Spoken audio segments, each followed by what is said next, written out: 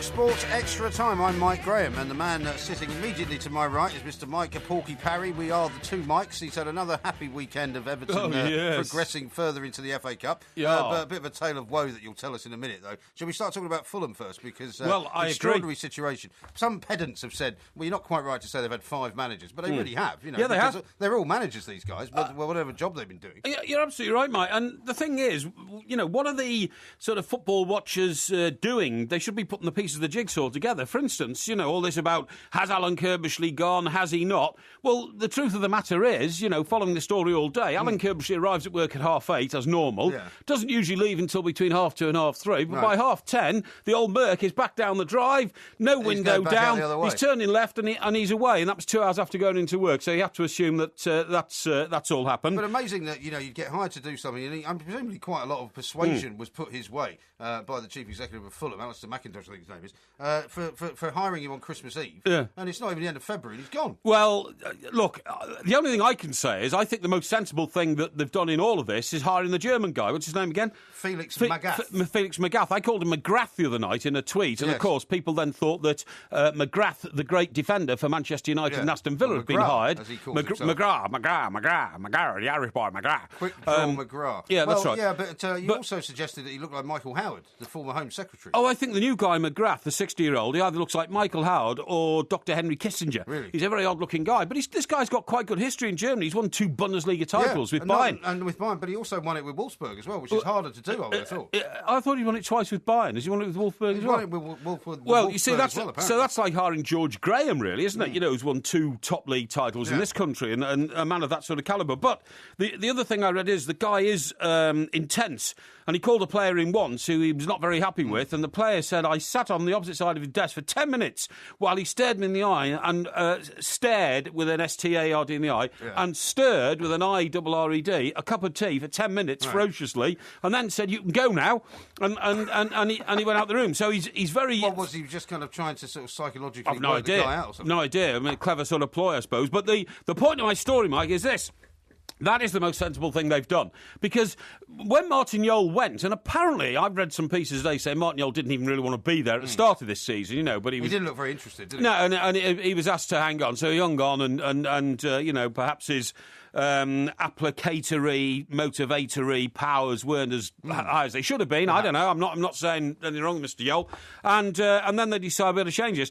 But as I understand it, Mr. Mullenstein was never appointed to the job of manager, which we have in this country. He was still the chief coach under Martin Jol. So he was head coach or chief coach, and there was no manager. So then he presumably decides, well, I'm not a manager, but I know people who are. Kirbishley and Ray Wilkins have been managers. I'll have them on side. So he takes them on. Ray then, as you quite rightly pointed out this evening, had some sort of meltdown on the touchline the other night. Alan Kirbishley didn't seem to know what his role was, director of football. But everyone expected Kirbishley to get the job. They did. Went, though, didn't they? They did, but now, him, presumably. What I'm saying is, with 12 games to go and in crisis, I think the most sensible thing that is it Mr. Khan, the owner? Khan, yeah. Shahid Khan, the most sensible thing he's done is to bring in a hard-nosed, hard-line, tough guy coach with a successful track record from Germany to try and save the situation, because otherwise there's no other way Fulham are going to do it. But they weren't going to do it under Mullenstein. Coming Mullenstein. into the Premier League, though, who's never managed in the Premier League. And as much as he may be greatly experienced in the Bundesliga, it's a different kettle of fish, isn't it? Well, I think it's better to bring in a man who's been successful in the Bundesliga to the Premier League than bring in a man who's been in Norway and bring him into the Premier League. You know, old Ole Gunnar Solskjaer. Yeah. I said the other night when all this started, I said, and geographically, of course, I'm not an expert on London like you are, being a London boy. That's true. Well, you're not geographically an expert on any I am. part of the world. But I said, isn't it strange that Craven Cottage, Fulham, is the nearest football ground to what used to be the old original madhouse, Bethlehem, which became... No, it was Bethlehem, but it became known as Bedlam. Right, OK. And a lot of people pointed out that, in fact, it isn't the nearest football ground because Bedlam or Bethlehem, as we knew it, was, in fact, where the Imperial War Museum is.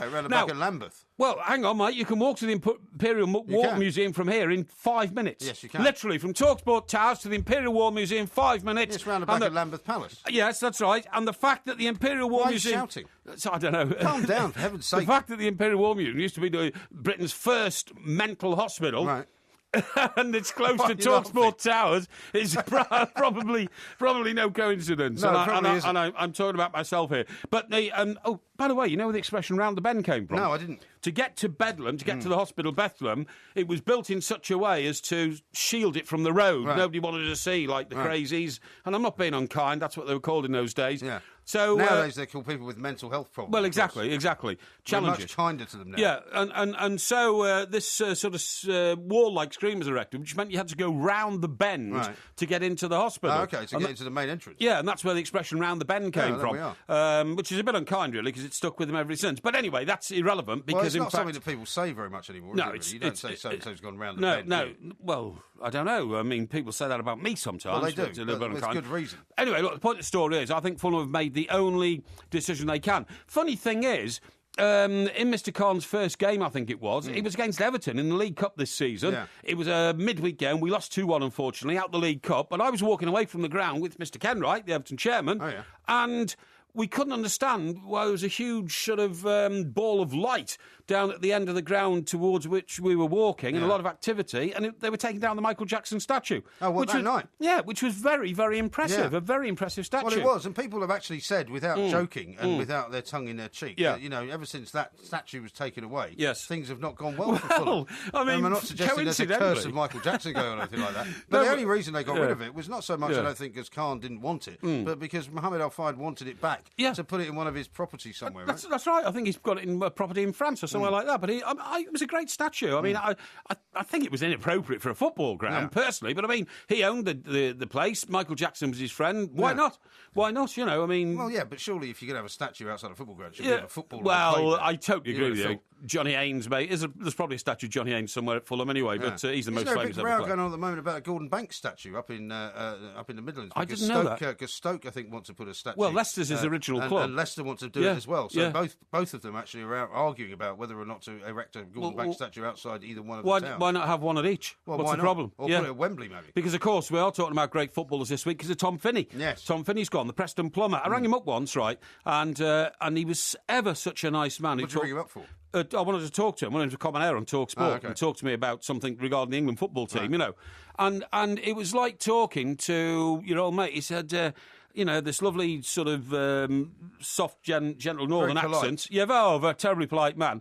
And I said, Mr. Finney, well, Sir Tom, actually. Sir Tom, could you come in? He said, well, I'd love to help you, lad, but I'm afraid I'm a bit upset today. I said, what's the problem? He said, well, I'm afraid my mate's died, and I'm going to his funeral this afternoon. Your timing was perfect. Yeah. So he said, if you give me your number, I'll ring you back tomorrow. Sure enough.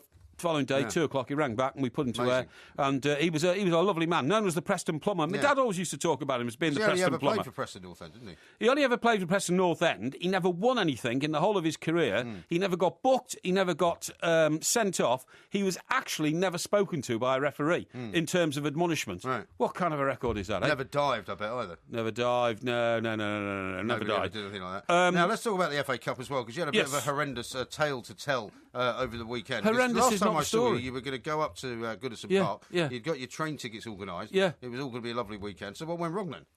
I was on the coast, right, last Saturday. Yeah. So I drive up, I start off at 5:30, and I come up from the coast to London to get there for about half four left the coast. Got up to London at 6:30 to where I live in Epsom Downs. And, well, why did you stop there? Why didn't you just take the car up to wherever it was and park it in town? Because it would have been another 5 hours in the car. Right. And I don't mean drive all the way, but I mean, why stop with the car at Epsom? Why not just drive the car into central London where you get the train from? Well, because I had to come back and pick the car up and go home. Oh, right. And I thought I might have a drink on the train coming home. Oh, you weren't staying the night? No, I wasn't staying the night. Okay. No, going up and down, you see. Right. So very sensible then. Well, exactly. So I go to Epsom, and then a bit of a struggle on a very early Sunday morning getting into town anyway to get a car to take me into town. Get to Euston, walk into Euston. What do I see? All these signs: cancelled. And I got to Euston about 7:15. The train was 8:15. And this was after all the bad weather on Friday. It wasn't bad weather on Saturday, was it? Saturday was quite a nice day. I couldn't believe it. So I go to see the Virgin people and said, Kel, what's going on? And they said, well, it's engineering works, it's the only opportunity we've had to fix things. I said, well, what am I going to do? I paid £106 for my first class ticket. What are you going to do about it? So there's nothing we can do. We can offer you a train at 10:15. Right. And I said, but I'm going to a football match. It kicks off at 1:30. Can you guarantee to get me there? Because it takes 3 hours on a Sunday. Yeah. It only takes 2 hours on a normal day, or 2 hours and a bit. But on a Sunday, because of engineering works, you know. They have to go slower. So the guy was quite straightforward to me. He said, look, realistically, this journey could take between 3 and 4 hours. So I said, well, if it takes 4 hours, but why didn't you plan for this? Surely you must have known that on a Sunday, travelling on the railways is not exactly the easiest thing in the world to do. Because I booked it 2 weeks ago, that's why. Well, it's still a Sunday, though. Yeah, I know it's still a Sunday. You're travelling on a Sunday, you need to make provision for the fact that it might take a longer time. Well, I had made a provision because if the train goes at 8:15, it normally takes 2 hours. I got there at 10:15. Blinking kick-off's not till 1:15. Yeah, but didn't you check at any point? That's a 3-hour provision. Hang on, didn't you check normally in the morning, as I would do, on the app or something, or on the website to make sure the train was running? Oh, should I have done that while I was driving up from the coast, Mike? You know, should I have driven my Merc with one hand and then, on the passenger seat, balanced my laptop to check on the... you could have pulled into a lay-by and had a look, couldn't you? Well, then I would have delayed getting up to London, wouldn't I? The fact is you didn't plan it properly. I planned it meticulously. It's not my fault that then they decided to start digging up railway lines. Oh, I'll tell you what I was offered. Oh, this is a great offer. Well, I'll tell you what, Mr. Parry, we can offer you a coach from here to Milton Keynes. Well, I mean, I wouldn't go to Milton Keynes if it was a chauffeur-driven Bentley. And I'm not being rude to Milton Keynes, but you know what I'm saying. I think you are being rude to Milton Keynes. Okay, well, I'm sorry, I don't mean to be rude. But anyway, Milton Keynes is not where the football match is being played. No, but it's where the trains might have started from, you see, because all the engineering works were south of Milton Keynes. All right. But, I mean... Well, if you'd known that, you could have driven to Milton Keynes, couldn't you? I suppose I could have done, but then I'd left the car at Milton Keynes. Yeah, but then you would have just had to have a day without drinking. You know, it's not impossible, is it, for you? He's gone very pale, I should tell you now at this weak point. At the knees. But no, what I was going to say is, Milton Keynes is halfway up the M1, isn't it? Yeah, it's not far from sort of Northampton. How long do you think it would have taken from Euston Station to Milton Keynes on a coach? I reckon 2 hours. Well, funnily enough, I can tell you the exact answer to that, because I was once stuck at Heathrow. Right. I'd come when I was working in Scotland, I'd come down to London for a Christmas party or something like that. Right. And I'd stayed out quite late. It was till about 5 in the morning. I'd staggered out to Heathrow, only to find that the place was enveloped by fog. Right. And I had to get back up to Scotland that night because it was another Christmas party that I was actually hosting. So I had to be there, right? Oh, you have to be there when there's lots of drink involved. Well, when I was hosting the party, I had to be there. Right. So did you produce a newspaper on this day? Somebody did, yeah. But not you? Well, no, I was giving them advice, obviously, from the train. But so I had to figure out how I could get onto a train, and I didn't want to go all the way back into town because it was chaos at the airport, absolute chaos. It was in the end when they started fires to get rid of all the fog, and they said we don't know when we're going to be flying at all to Glasgow. I may not be flying to Glasgow at all. So I went outside, got in a black cab. And I was feeling really like death, because I literally had no sleep at all. No, you mean you'd had a massive excess of alcohol? I had quite... It was a Christmas party, it's that time of year. Got in the back of the cab and I said, I'm not sure where we're going. We're going somewhere near Milton Keynes. We might be going to Northampton. But From Heathrow? From Heathrow, yeah. Right. I said, because, I have to catch a train. And I had to get my secretary to arrange to try and coordinate it all. And it was brilliant, because it took about an hour and 20 minutes, I think, to drive to Milton Keynes. From Heathrow? And it was about 100 quid in the cab. And I arrived just as the train was pulling in. And I managed to make that train, got to Glasgow for about sort of something like 7 o'clock that night, just in time for the party. God, blimey, that sounds like an horrendous journey to me. Expensive journey to make. Yeah, well, I wouldn't want to do that. But anyway, the point of the story is, then you've got to start the old process of getting your money back. Yeah. Now, it's only £106, but I feel, so I'm talking... Well, no, you should get it back, absolutely. How'd you get it back? Paid on a credit card 2 weeks ago. I ring this chap. He's very nice, very helpful. But at the end of 20 minutes, half of which was spent with me listening to music. Right. Not Elton John, thank God. I'll tell you about that in a minute. Eventually comes on and says, look, the best thing you can do is ring the customer care line. I said, I thought you were the customer care line. Oh, he said, no, I'm the refunds branch. I said, well, what have I been doing for the last 20 minutes? Talking to you and giving you code numbers, all that for? He said, it's because it's now got to go to the people who have to, reassign your money through your credit card, and that's got to be done through customer care. So at the moment... So how did you end up talking to a refund guy if you weren't supposed to be? I've no idea, because when you go onto the website and have you got problems with Virgin? Yes, you didn't provide a train for my journey on Sunday morning, even though I've paid you for it. I mean, they take the money off my credit card. They've got that now. And guess what? When they refund it to you, you won't get it back for about 2 weeks. Well, whatever, So you go through this process, and everything's got to be done on websites and things these days, and that's a pain in the. I feel bad for you, but to be honest, if you'd planned it better, you would have been able to What get do you there. mean, planned it better? What are you on about? Well, if you'd known that there wasn't going to be a train, which you could have discovered before you got to Houston. I Euston. couldn't possibly discover it before I got to Euston. He would have told you on the website the trains weren't running. Well, so how come there are a couple of dozen Everton fans at Euston just as dopey as you are. in the same situation as me? Just as dopey We're as all you trying to work out what to do to get this coach to Milton Keynes, to wait around for the 10:15 train, which meant we could have still been on the train at half time. It was a nightmare. In the end, I had to make the excruciatingly difficult decision to stay in London, watch the game on television, and bite my lip and at least Everton won. Not be at Goodison Park to join the joyous chorus of success, and particularly the joy with which I greeted the draw that we're now going to the Emirates for the sixth round of the FA Cup. That'll be the end of that, then. Sorry? That'll be the end of that, then. A game which I am overwhelmingly confident Everton are going to win without a shadow of a doubt, without a single problem. In fact, look, I'll even concede it might have to go to a replay. We might draw 2-2 at the Emirates and then take him back to Goodison. But I'm so certain we'll get through. I can't tell you why. I've got some sort of mystic, understanding of the way things are going to happen. It's almost like I've seen the future. The last Premier League weekend, you got 1 out of 9 right of your predictions. 1 out of 10. I got every one right on Saturday. You have a look at my predictions. Yeah, every single one. Not very difficult to do. Saturday and Sunday. Anyway, we've got to every stop now. one. Stop rabbiting on because we've got to stop. We've got to have some sports headlines. Coming up next, more from the two mics.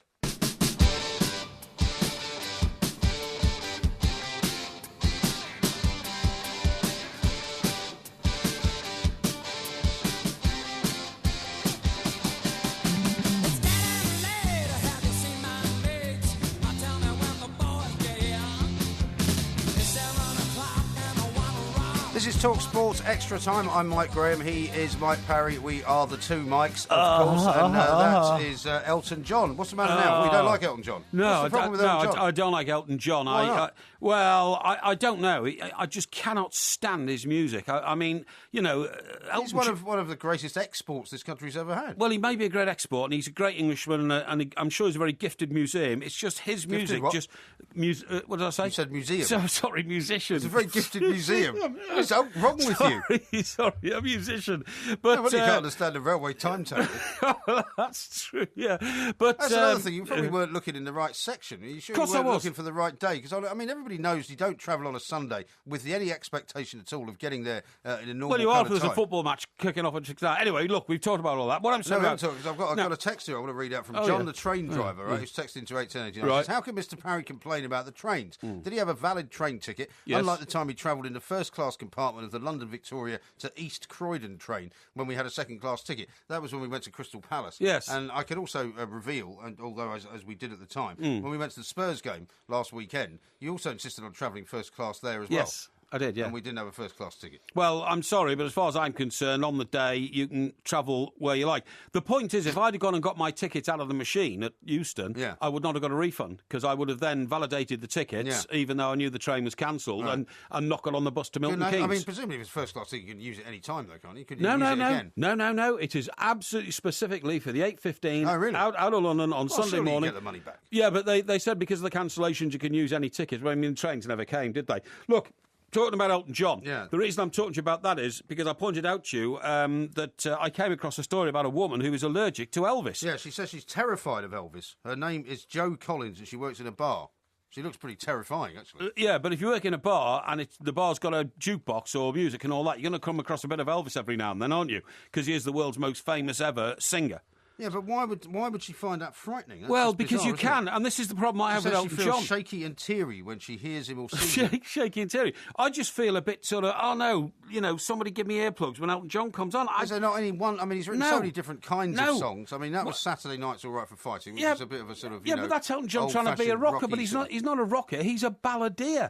I mean, he made what I thought was a self-penned... Your song is a pretty good song, isn't it? Well, I was about to tell you about that in a minute, but the one that I thought was a self-penned admission of where we're coming from, Elton John, is don't shoot me, I'm only the piano player. Because, I mean, people must have threatened to shoot him in the past. In fact, actually... No, nobody threatened to shoot him in the past. That was the name of one of his albums as well. Yes. It was never the name of a song. Yes, exactly. But anyway, look, the point of the story Funny enough, that was the first album I ever bought. What was that? Don't Shoot Me, I'm only the piano player. Really? Yeah. I didn't even know it was an album. I thought he said that once. No, that's not the name of a song. Oh, I see. Anyway, when I was about 15, this dreadful record came onto the radio, It's a little bit funny, this feeling inside.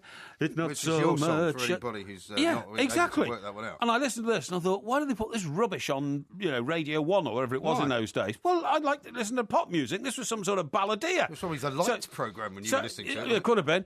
Anyway, I thought, God, that's rubbish. So a few years later, I'm at university, aren't I, in Nottingham, and Polytechnic. No, the University of the Trent, and there I am in the Salutation Inn, I think it is, on the middle of a dual carriageway somewhere in Nottingham, and there's a girl there in silver shoes who I fancied enormously, and that's the only reason I went there. Shoes? Yeah, with huge, big silver platform shoes, and I used to go there every night because I thought, she's going to be there. But the problem was they had a jukebox, and they used to play this dreadful Elton John record called Benny and the Jets. Yeah, right. Benny and the Jets from Goodbye Yellow Brick Road. And I thought, this isn't a record. This is rubbish.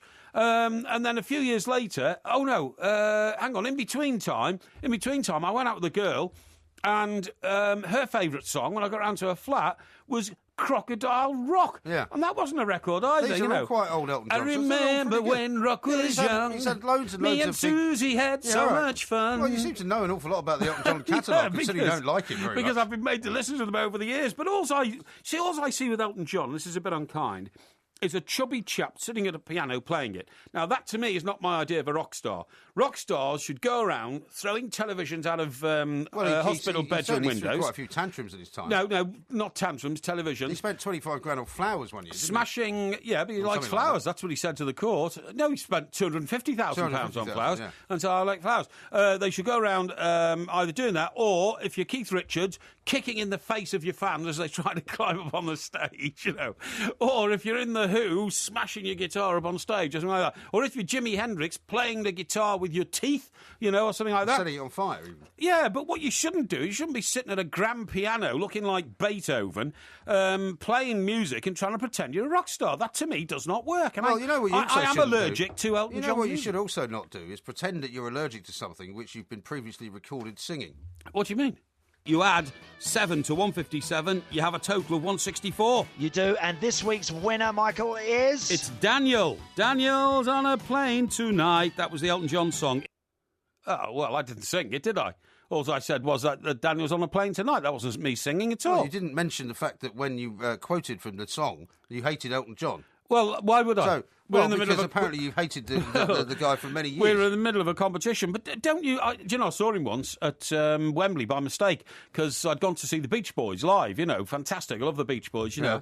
The East Coast girls are hip. I really love why is it not turning into some kind of X Factor for your vocal cords? But anyway... So how did you see Elton John by accident? Well, because he was the supporting act, believe it or not, or maybe the Beach Boys were supporting him. Are you sure it was the other way around? It could have been the other way around. But, Mike Love, by the way, the lead singer of the Beach Boys... Because by that stage they'd become ancient, the Beach Boys. Had a coat on that had live light bulbs in it. So he was walking around, with all these light bulbs in his coat. Wasn't Elton John? No, that was my You seem very confused about all this.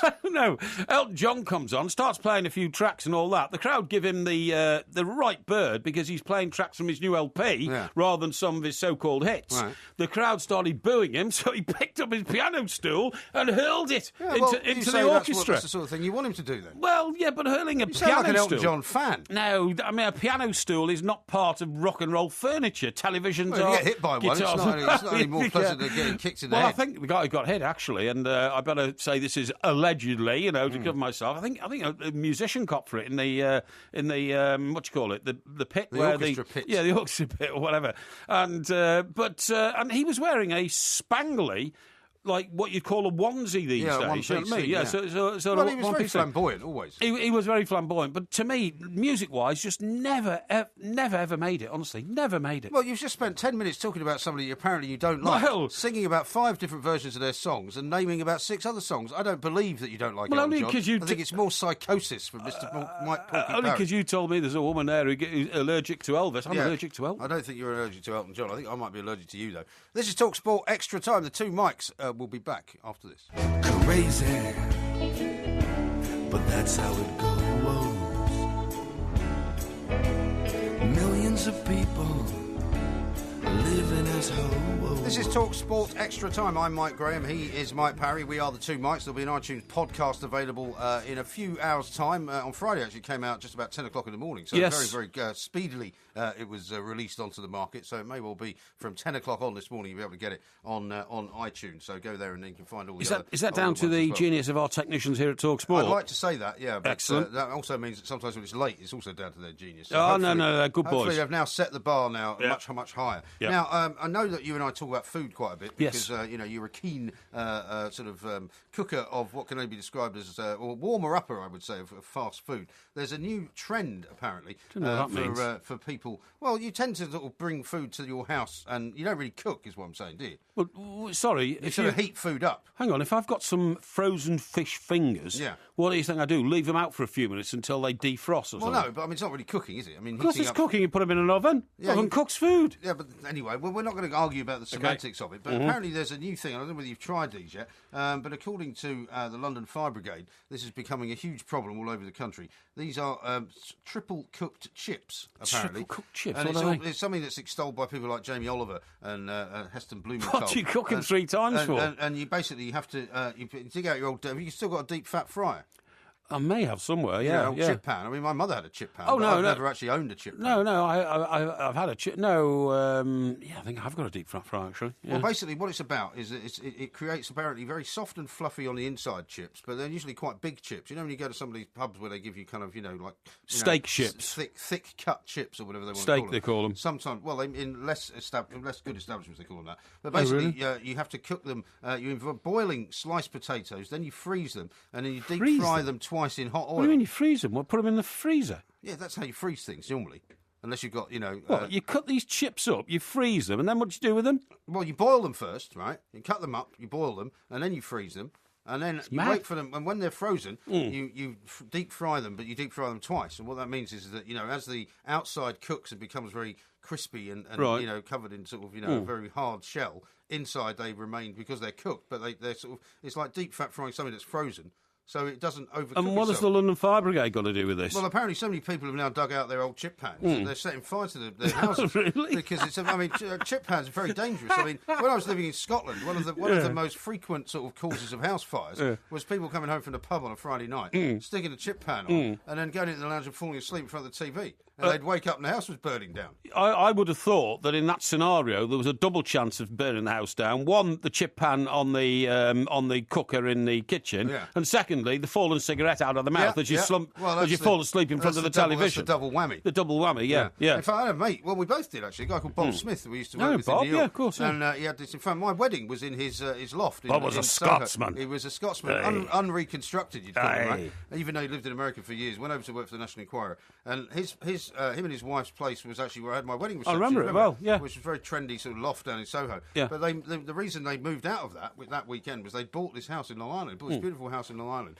Bob came home from the pub one night and obviously decided he had to get back to his roots. Put the chip pan on and promptly fell asleep and burned down half of this house, which was worth about $700,000. No, I didn't realise that. And they never really recovered from that because the neighbours weren't very keen on it after that, as you can imagine. But we had a bit of a history of burning houses down in New York because do you remember Chris Oliver, our friend who was a crime reporter, I think, on the New York Post? Yeah. Chris got what they call an A-frame house, which is basically a house built like in the shape of an A. Yeah, that's right. All made of wood. All made of wood, and the bar across the A, so to speak, is the upper decks where you slept and all that. They're quite basic houses, but lots of people had them up in the sort of a house in the country for skiing and stuff like that. Sort of national parks and that kind of stuff. In this case, for drinking. Well, this is the very point of the story. Well, I remember going there one Sunday for a barbecue. It was to christen the house because he felt very proud of this new acquisition. Everybody did, flat in Manhattan and house in the country. Old Mickey Brennan had one, didn't he? And Paradise Valley. It turned out the one that he bought. It turned out was bought over one of those methane gas problems. Where the ground was actually producing methane gas. So the house actually, because he was quite an unlucky guy, the house became worthless over the course of about 5 years. Really? He couldn't sell it. God, that's terrible. Anyway, talk about Chris's house. So I remember Chris used to get huge bouts of enthusiasm about things, and then huge depressions that didn't work. And everybody got round there. I went sailing with him once. That was an experience. That sounds dangerous to me. He gets thrown off the boat. But anyway, so we all get there, and he's got this big wooden spoon and he's in this big bowl, and he's stirring it round. So what's that? And it was like the spoon was almost sticking up in it. What's that, Chris? He said, it's my punch. They were Americans, obviously. Yeah, this is my favourite punch for you English guys. A few glasses of punch. Anyway. One of us or two of us. He put about 3 bottles of brandy. I mean, forget it. Brandy, vodka, anything he could get his hands on, and it was all in here, and apples floating around it and everything. George Gordon and I had a glass each, and had to rush for the tap to get water. And it was so strong, it was unbelievable. And when nobody else would drink it, in a fit of absolute pique, because he'd had about a third of the bowl himself anyway, he said, you limeys, you goddamn limeys, you're all the same. You're all my punch. I don't care. And he picked it up and he threw it on the fire. Unthinkingly, in a fit of pique. Of course, it was like rocket fuel, and the house exploded, went, and it all went up the chimney, and the roof was on fire, and everything. It was incredible. Unbelievable. Absolutely unbelievable. And also, our mate down in the West Country, old Reese, right? Yeah. He came in from the pub one night, and I said, I've had enough, I'm going to bed. He decided to put a couple of chops on out of the freezer, put them on the grill, fell asleep in front of the fire like you, woke up to find the kitchen on fire. All the flames had leapt up the wall. Yeah. No, it's a common problem. If you're thinking of taking on any of this, it sounds too complicated for you. I don't think you'd ever do it. But anyway. I certainly wouldn't. I wouldn't waste my time triple frying chips. I don't even like chips. Definitely not the way Don't to even go. like chips. What about that piece of Kleenex that you just brought in? You went out to blow your nose. You came back in with some kind of, once again, a piece of fast food sort of serviette from a local sandwich shop. It's from a sandwich shop on the way in? It's from Upper Crust. Yeah. And you get one on every station in this country. I love their rolls and all that. Do you? But I always take at least sort of 20 serviettes. Why? Well, paper's expensive, and so if I can acquire a few... what do you do with 20 serviettes? Well, I put them in my pocket and then, use them as tissues and that kind of stuff. I do that everywhere I go. But it's because of people like you that when you go to a lot of these places now, you can't get any serviettes because you're supposed to take one. No, everywhere I go, I always ask for more serviettes. That's why they don't leave them out anymore, so nobody else can get them. Well, I go down the other end and I still follow them for a few more as well. I believe in taking loads of serviettes with me wherever I go. And if I'm in a restaurant or something like that, and there's a big pile of, white serviettes in one of these square things, I always take a handful and stick them in my pocket. It's always good to have some serviettes. What sort of restaurant do you go to where you have, like, paper serviettes? Well, I don't know. It might be like an upmarket sort of eatery-type pub restaurant, something like that. They give you a cloth napkin. Oh, no, I'm talking about, not everywhere. I mean, if you go to Rules in Covent Garden, they do, but I'm talking about Surrey country pubs, which... it's not a restaurant, is it? Of course it is, which lay out the old cutlery and the condiments, and there's the napkins. I'm talking about... You spend most of your life in pubs. Talking about country hotels, man. Talking about country hotels. Well, if you've been to a decent country hotel, they normally give you a cloth napkin if you can have a proper lunch. Well, I wouldn't nick a couple of cloth napkins, would I? I certainly hope not. No. That would be theft. Yeah, of course it would, yeah. That wouldn't do. Be theft. Yeah. There was a woman done, by the way, Joe, if you saw this story, in America, for not returning a video cassette that she supposedly had for 9 years. She's going to be prosecuted for it. Well, when you rent things from... Who's ever going to play a video cassette these days, anyway? Well, I don't know whether it was because she couldn't play it, but the point is that, if you belong to one of these organisations where they send you films to watch, have you ever been a member of one of those? No, I used to go to the local video shop, of course, like everything else that's closed down. Okay, well, if you took something from the local video shop, like Blockbuster, before they went under, right? Blockbuster! Don't sing anymore, and forgot to take it back. This woman's been prosecuted in America for willfully not bringing it back. Anyway, let me talk to you about something else, because you're talking about stealing people's napkins, right? I don't steal them, I acquire them. Did you see that story from W.H. Smith's, who used to have these honesty boxes in lots of different railway stations around the place for people who were in a hurry, such as yourself? You don't like queuing up behind the riffraff, right? You want to buy a couple of papers, you put the money in the honesty box. Apparently, they've had to do away with them because people were putting chewing gum in there, putting old wrappers, cigarette packets, foreign money. Well, I've seen all that happen. People in this country are no longer honest enough to actually pay for something which they owe money for. There used to be one at Victoria Station in London, right, central London, my main point of call, really, to where I live down in Stockbroker Belt, Surrey. And the number of times I've gone to W.H. Smith's, and I religiously put the right money in, because I assumed I assumed they had some sort of camera on this honesty box. You know what I mean? You did it because you thought you might get caught Absolutely. I wasn't going to be branded a thief for the sake of 20p or something like that, as the papers cost in those days, or 30p. So I religiously always put them in. But the stuff you saw going in there, like, you know, people would get a piece of foil from a packet of chewing gum and bend it up into the shape of a coin and put it in. Couldn't you believe it? Amazing, isn't it? These are guys like city brokers and things like that. In this country would that happen? Yeah, and all sorts of other things, like you say, foreign coins, all that kind of stuff. You get these tokens that you win sometimes. Oh, yeah, tokens for the fun fair. Yeah, and all that kind of stuff. They all went. I think an absolute disgrace, and they got rid of it. But you know why they got rid of it? Because now they've got these self-service machines, right? So I've got a newspaper in front of me, mate. This is tomorrow morning's Daily Express, okay? Yeah. And did you buy that?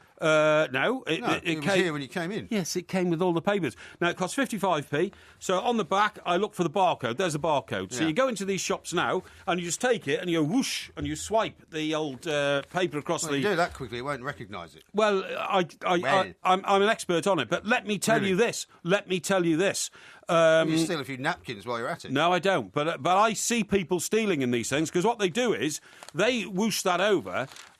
but then they've secreted something else, but then they take somebody else's receipt, because most people leave the receipt standing there, you see, and they nick the receipt. What I'm talking about is if they've already got a plan in their head. If I get stopped by security on the way out... You can't just walk out of a supermarket with something that you haven't scanned because the alarm goes off. No, it doesn't. No, it doesn't. No, not at WH Smith's, not at Victoria Station. You can walk out with anything. Now, I'm not putting the finger on WH Smith and saying their security is lax. I'm saying that there is still... So what sort of things have you seen people nicking then? There are magazines and things, putting one inside another and all that kind of stuff, you know what I mean? Then scanning it, right, but the scan only comes onto the outside of the paper with the magazine inside. But I've seen it happen. And I'm not knocking WH Smith, a fine organisation, a great British name. I hope that they go on forever. I am knocking... I hope you don't go on forever. We're going to stop getting the news in a minute. I am knocking the honesty of the average British person. It's questionable. Yeah, including yourself, the man who steals napkins. If you see Mr. Parry coming anywhere near your food shop, I would make sure that you hide as many napkins as possible. Otherwise, he's going to walk out with most of them. Yum, yum.